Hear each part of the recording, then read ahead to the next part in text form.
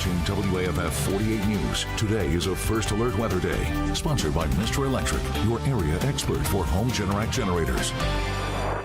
5:47 on a Tuesday morning. Yes, it still is a First Alert Weather Day, but there is absolutely no threat of severe storms for the remainder of the morning. Could still see some wind gusts, maybe 20 to 30 miles per hour. The thunder and lightning even, that's off to our east into parts of northwest Georgia. But we do have some pockets of moderate to maybe even heavy rainfall right now, moving through parts of Coleman County. That's pretty widespread at the moment, as well as creeping into parts of Morgan County. You've got Lawrence County, Limestone, and even into Madison. Up there in Lincoln County, maybe some 20-30 mile per hour wind gusts going through there. But this rain is obviously going to play a huge role in the morning commute. It's going to be a lot slower. We've got poor visibility. We've got wet pavement. And if you have one of those roads, the nuanced roads that always floods when it rains, well, this morning I'm guessing it's probably flooded again. So travel with caution. Watch for some tree branches down on the roadways. It's still fairly dark out there. And watch for any debris on the roads, because just things were blowing around a lot. Had some wind gusts over 50 miles per hour. Some of those were storm-related winds, others were just the general gradient winds, and that's why some of you actually lost power late last night. I know it was a very noisy evening. Chief Meteorologist Brad Travis, he was doing that live video with you on Facebook about 1 a.m. I did one from 3 to about 3:45 just to give you an update.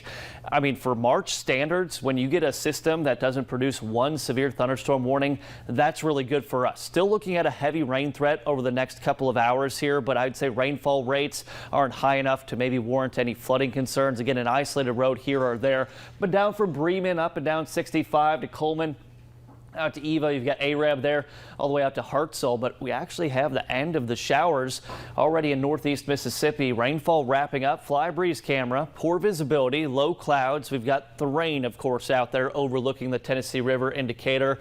And this is some 300 plus feet up, high top Saturn V, looking at downtown Huntsville, 565. You see the headlights, but if you can, a few extra minutes out the door might do yourself a favor. That way you'll arrive to work or school on time. But the strongest wind gusts already start to wrap up by mid to late morning, possibly through the afternoon. Some wind gusts about 20 to 25 miles per hour, but not nearly as windy as what we had overnight. Pretty impactful and tough morning commute. We'll give it an 8 out of 10. What do you need? What does your student need out the door this morning? Raincoat, rain boots, umbrella.